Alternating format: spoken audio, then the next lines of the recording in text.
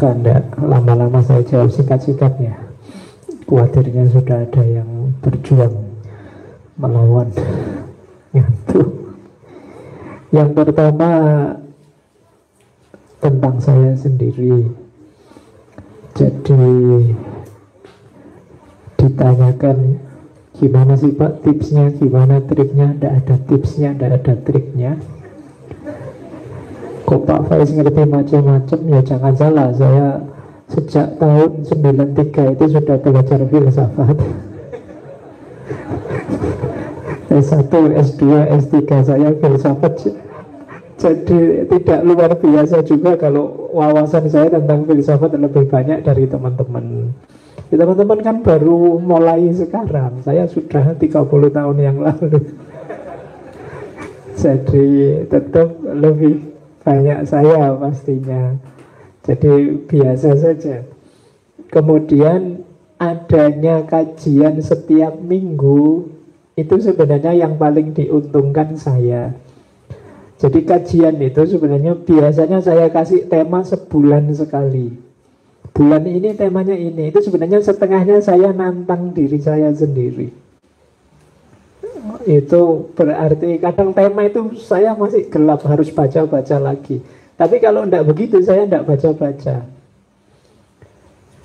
Jadi kalau ada yang tanya yang paling diuntungkan dari ngaji itu sebenarnya pertama-tama saya. Bukan urusan YouTube-nya, urusan viralnya, tapi urusan saya akhirnya tiap minggu harus menguasai materi baru. Dan itu bagi saya sangat menguntungkan. Kalau tidak begitu, mungkin wawasan saya tidak upgrade, tidak meningkat. Kalau sekedar ngajar di kampus, itu setiap semester mata kuliahnya sama, materinya sama, jadi mengulang-ulang saja. Kesempatan saya untuk ngupgrade itu ya di ngaji filsafat di masjid itu. Itulah yang membuat saya semangat. Jadi kalau kita itu sudah semangat, itu ya nyari momen itu gampang saja, nyari waktu itu gampang saja. Karena tiap Rabu itu saya dikejar-kejar, wah nanti sore materinya ini nih, kalau nggak cari-cari materi, nanti saya dikasih sholat 2 jam, kalau setengah jam selesai bisa bahaya. Jadi saya harus banyak baca, memperluas wawasan. Jadi saya tuh sering belanja buku Pak Budi, cuma pakai Google Playbook itu, khususnya untuk buku-buku luar. Karena kalau yang buku-buku terbaru, upgrade dari filsafat itu kan banyak yang masih versi aslinya, yang bahasa Inggris paling enggak.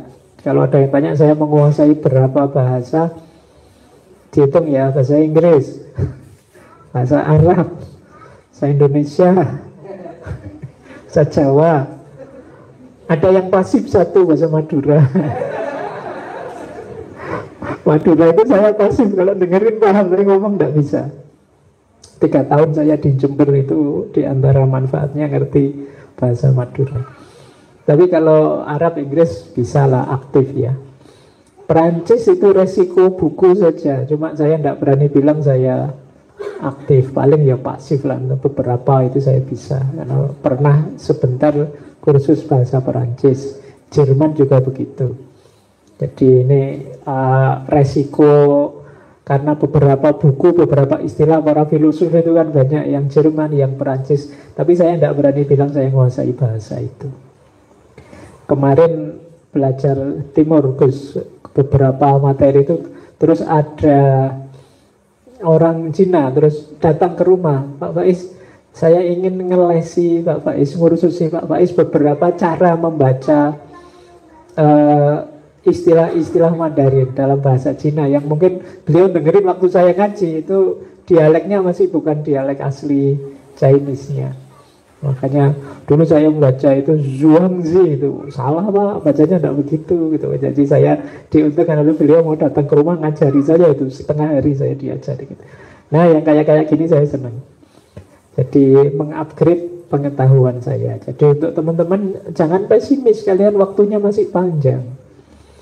Jadi belajar saja, tekun saja, pasti bisa. Penghalangnya sebenarnya biasanya diri kita sendiri.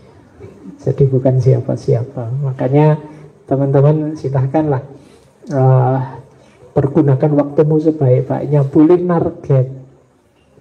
Saya dulu agak unik. Zaman saya di pondok itu waktu S1 teman-teman, saya punya strategi khas. Saya punya prinsip begini, pokoknya saya setiap hari harus dapat satu saja wawasan minimal. Tentang apa saja sudah. Tidak patok harus filsafat, harus materi kelas tinggi, tidak. Pokoknya saya harus dapat pengetahuan baru satu dalam sehari. Itu zaman saya mahasiswa punya prinsip begitu. Saya punya pertimbangan begini. Seandainya saya nyari satu pengetahuan sehari, itu berarti setahun saya dapat 365 pengetahuan baru. Dan itu bagi saya lumayan. Dan boleh apa saja. Jadi strategi saya dulu kalau mau tidur, itu saya membayangkan hari ini saya dapat pengetahuan apa ya yang baru. Nah, saya tanya itu, kalau bisa jawab, oh tadi di kelas, di kampus saya dapat materi ini, alhamdulillah dapat. Tapi kalau, wah apa ya hari ini gak dapat apa-apa, main terus, sudah sebelum tidur terus nyari apa satu, mungkin ada sobekan koran atau apa dibaca, dapat wawasan ini, mungkin sekedar caranya nembel panci bocor gimana, tidak apa-apa, itu kan wawasan baru juga. Nah itu kalau 1 tahun bisa 365, itu dulu saya seidealis itu Gus. Tapi kemudian tambah ke sini malesnya tambah banyak. Tapi boleh teman-teman tiru atau lebih kreatif lagi silahkan. Kalau sekarang mungkin tantangan besarnya sebenarnya sekarang banyak mesin ya, kalau zaman saya dulu. Sekarang teman-teman apa-apa tinggal chat GPT. Lebih gampang. Pingin apa tak langsung tanya.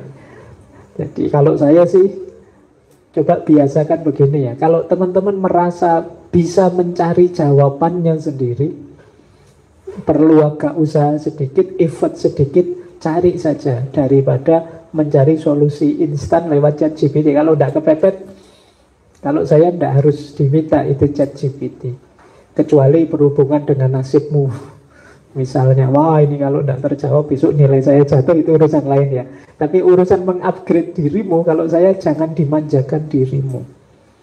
Di antara banyak keluhan tentang generasi hari ini yang resiliensinya rendah, itu kalian sering memanjakan dirimu sendiri. Ayo tirakat sedikit-sedikit lah. Ini sebenarnya saya tahu di buku situ ada, tapi chat GPT pun kalau tak tanya mesti langsung jawab. Pastikan mending baca bukunya sendiri langsung dulu. Baru kalau tidak paham boleh minta bantuan ChatGPT. Mungkin coba kalian parafrase atau kalian copy saja satu bagian yang tidak paham. Coba tanya, wahai ChatGPT ini maksudnya apa, atau paragraf ini, itu mungkin bisa bantu. Tapi kalau kalian bisa sendiri, pastikan kalian tidak manja. Itu saja sih kalau saya untuk teman-teman ya. Kemudian yang kedua, tentang gimana sih cara ngukur ini sebenarnya ukurannya kita sendiri yang tahu sebenarnya ya. Coba teman-teman ambil momen untuk, kalau bahasa agama itu muhasabah, saya itu orang level keilmuan berapa, ada di mana. Syukur-syukur ada lembaga yang bisa bantu, mungkin di Gus Taufik. Saya tertarik tadi kalau mau bikin madhab kepanjen Gus, lanjutkan saja, tentu saja dengan pencirinya sendiri. Madhab kepanjen itu saya tidak tahu nanti mau fokus kemana, di bagian apa jenis nalar tersendiri, atau fokus sendiri. Kalau saya menarik, hari ini butuh brand, jadi butuh semacam label, meskipun nanti isinya bisa, saya itu ada label ngaji filsafat, itu terserah lah isinya apa, seorang ngertinya ngaji filsafat. Wong kadang isinya tasawuf, kadang isinya sosiologi, psikologi, tidak peduli, pokoknya judulnya ngaji filsafat. Nah itu kadang-kadang label kayak gini itu membuat semangat, karena orang punya identitas sendiri, punya penciri sendiri, itu biasanya lebih. Kalau saya menarik itu, bila perlu tadi ada level filsafat itu mungkin bisa dibikin kurikulum versi Kanjeng Sunan Kalijaga tadi. Ada filsafat level Kanoman. Tadi tips trik, mungkin pelajaran-pelajaran logika dasar untuk anak-anak. Itu bagi saya level Kanoman. Kemudian level Kanuragan itu skill, metode-metode filsafat tertentu untuk menganalisis. Oh ini gaya fenomenologi. Oh kalau ini gaya itu bagi saya skill. Wah saya milih eksistensialis saja Pak. Itu bagi saya kanuragan. Oh kalau saya lebih suka yang agak kiri-kiri Pak. Oh saya suka ya tidak apa-apa. Itu kesaktian kalau menurut saya. Kalian punya penciri sendiri. Itu nanti jadi bekalmu kalau ingin tampil. Oh saya ahlinya ini, saya ngertinya ini. Itu bagi saya kanuragan. Boleh nanti naik satu level kaduniannya. Bagaimana filsafat sebagai solusi problematik kita. Yang saya tulis di buku ini, bagi saya ini filsafat untuk kadunian. Gimana mengatasi bioetik, gimana mengatasi toleransi, gimana kaduniannya. Nah, nanti ada lebih tinggi lagi kasepuan. Ini sudah mulai analisis lebih dalam, lebih spiritual. Dan puncaknya ya kasampurna. Nah, kalau bisa dibikin semacam kurikulum itu akan menarik. Nanti diberi label madhab kepanjen. Itu keren kalau mau. Baik. Nanti difasilitasi Pak Budi. Buku selanjutnya ini filsafat. Yang kedua, oh ya tentang jomblo ya. Sebenarnya saya, kalau teman-teman perhatikan ya, kalau saya di ngaji filsafat itu ilustrasinya tidak jauh-jauh dari dunianya mahasiswa. Karena audiennya mahasiswa. Maka contoh-contohnya paling ya urusan studi, DO, pacaran, dan lain sebagainya. Kalau audiennya kayak Pak Budi, mungkin beda lagi. Jadi karena di ngaji filsafat itu banyak anak dan sebagian besar mahasiswa. Makanya. Jadi kalau Gus David ini kan mesti contohnya ras terkuat karena pengajiannya sering sama ibu-ibu. Jadi ini berhubungan dengan audiennya. Tapi ya memang kalau anak-anak muda kan disenggolkan dengan problem aktualnya sehari-hari, itu kan biasanya lebih nyambung. Makanya saya sering pakai contoh jomblo lah, pacaran, LDR-an, lainnya jenis-jenis itu. Baik, jadi tapi kalau teman-teman bisa ngambil itu untuk kemudian ditranskrip jadi, kalau Gus Dur sudah nulis filsafat untuk pemalas, nah ini monggo nanti kalau ada yang nulis filsafat untuk para jomblo. Pokoknya Pak Budi siap judulnya apa saja. Oke. Baik, usulannya menurut saya bagus ya, termasuk saya itu gini Kang Ipe. Jadi saya itu ngaji filsafat itu saya membayangkan misi saya adalah membuat teman-teman mahasiswa tertarik dan menerima filsafat. Itu saja sebenarnya. Kalau mereka sudah tertarik, silahkan mereka mendalami sendiri, silahkan ke ahlinya, ke Gus Dovir, ke tokoh-tokoh itu. Jadi tugas saya itu membuat kalian senang saja bahwa filsafat itu menarik ya, ternyata penting ya, terus masuklah. Di situ digarap oleh beliau-beliau. Makanya saya itu temanya naik turun, kadang tema berat sekali, kadang tema itu biar sebanyak mungkin segmen itu terjaring. Itu idealisme saya begitu. Jadi itu yang kemudian temanya jadi kadang bulan ini itu temanya puasa, tapi puasa tidak menurut Islam, puasa menurut Mahatma Gandhi, puasa menurut Taoisme, puasa kayak gitu. Itu mungkin orang tertarik. Nanti mungkin setelah Idul Fitri apalagi tema cinta, tema feminisme, pokoknya naik turun enggak. Untuk sebanyak mungkin orang sadar biar ternyata filsafat itu menarik. Itu saja sih misi saya. Kadang ada yang bilang, Pak Faiz ini loh ngaji filsafat, ada tasawufnya, ada bahas novel, ada bahas tidak apa-apa lah. Yang penting orang tertarik dulu. Nah kalau sudah masuk, diperdalam oleh yang ahlinya seperti Gus Dovir, mungkin tokoh-tokoh filsafat yang memang sudah ahlinya, sudah terkenal. Itu bayangan saya itu. Oke, itu yang kedua. Yang ketiga, tentang intelektualitas dan spiritualitas.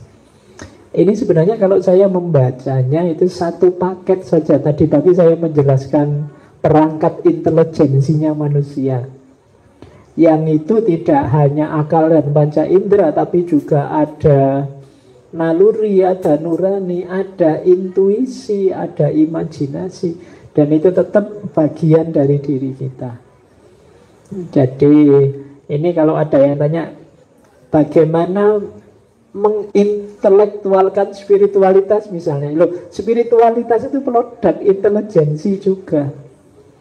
Karena dalam spiritualitas kita mencoba menemukan makna yang lebih dalam daripada yang dangkal, yang rutin, yang kita jalani sehari-hari. Dan itu kalau bukan aktivitas intelijensi ya tidak mungkin kita bisa menghidupkan spiritualitas. Kemudian bagaimana menspiritualkan intelektual. Kalau kita mendaya gunakan intelektual kita sepenuhnya, tidak parsial misalnya yang positivistik seperti tokoh barat tertentu dengan positivismenya, pasti nanti tersangkut intelektual spiritualitasnya. Jadi kalau kita mengolah intelijensi kita sepenuhnya lengkap di segala dimensinya, mau tidak mau harus ketemu spiritualitas. Karena bagian dari unsur diri kita itu ada unsur spiritualnya. Makanya terkenal sekali kan kajian-kajian ESQ, emosional spiritual quotient, itu untuk melengkapi IQ. Apalagi sekarang ada yang lagi, ada kecerdasan majemuk, Howard Gardner, itu bahwa ternyata di kita ternyata tidak hanya 3, itu ada banyak jenis kecerdasan, ada 7 lagi jenis kecerdasan. Jadi kalau kita mengoptimalkan daya kita, daya intelijensi kita secara utuh, ya ketemunya tetap spiritualitas pasti kena. Jadi dua-duanya ini kalau saya ya satu paket sih sebenarnya. Tidak bisa dipisah-pisah. Pak, saya spiritual saja tanpa intelek itu apa ya bisa? Pak, saya intelek sepenuhnya tanpa spiritual ya akan sulit. Jadi dua-duanya saling terkait. Tapi nanti mungkin berkaitan dengan pertanyaan paling akhir. Di paling akhir kan ditanyakan Hinduisme, Buddhisme kok mirip ya dengan prinsip-prinsip. Kalau saya di level nilai dan di level penghayatan pengalaman, itu ajaran agama-agama itu lebih mudah ketemu, lebih mirip. Perbedaan biasanya ada di level materi, eksoteriknya. Kalau agama mungkin ya di level peribadatan fisiknya itu kita beda-beda. Tapi begitu masuk ke nilai, begitu masuk ke penghayatan pengalaman, itu biasanya lebih mirip-mirip, lebih ketemu. Makanya membahas mistisisme Islam, Hindu, Kristen itu biasanya lebih gampang, lebih mudah ketemu. Teman-teman boleh baca lah misalnya buku-bukunya Fritjof Swan, Syed Hussein Nasr, itu arahnya ke sana. Jadi di level esoteris itu level spiritual, level batin, itu kebenaran agama-agama itu lebih mudah ketemu dibandingkan di level eksoteris. Eksoteris level materinya, kayak agama ya fikihnya, peribadatannya beda, tapi makna dan nilai di balik itu, termasuk kesadaran keterhubungan dengan Tuhan, termasuk penghayatan, itu mirip saja sih agama-agama itu. Baik, itu kemudian masih ada lagi, oh ya, Robbana Atina tadi ya, kebahagiaan dalam Al-Quran. Sebenarnya kalau dalam Islam itu ada beberapa istilah untuk kebahagiaan. Ada faroh, ada falah, ada sa'adah. Nah, kalau faroh itu pleasure tadi, kesenangan, kegembiraan. Kalau falah itu keberhasilan, kesuksesan, meraih yang dicita-citakan, yang diinginkan. Kalau sa'adah itu biasanya konotasinya kebahagiaan yang utuh, duniawi dan ukhrawi. Derivasi dari sa'adah itu seperti doa Robbana Atina tadi, fid dunya hasanah wa fil akhirati hasanah. Kalau kita bisa fid dunya hasanah wa fil akhirati hasanah, itulah sa'adah. Di antara yang bisa mencapai fid dunya hasanah dan wa fil akhirati hasanah adalah orang-orang yang falah, orang-orang yang menang, yang sukses dalam hidupnya. Dan orang yang falah itu pasti dia faroh, hatinya gembira. Ini sih sebenarnya basic filosofi tentang kebahagiaan dalam Al-Quran. Meskipun nanti uraiannya panjang lebar, tapi intinya seputar itu, di farah, di falah, dan di sa'adah. Nanti ini bisa disambungkan dengan yang saya sebut tadi ya, filosofi. Sebenarnya saya ambil dari filosof psikolog namanya Martin Seligman. Yang tadi saya sebut, bahagia itu pleasure, kesenangan, atau good life, hidup yang baik, yang hasanah, atau meaningful life, hidup yang bermakna bagi orang lain. Baik, saya kira itu ya. Semoga sedikit-sedikit bisa ditangkaplah oleh teman-teman jawaban tadi. Monggo, silakan Gus untuk yang terakhir. Oh, iya.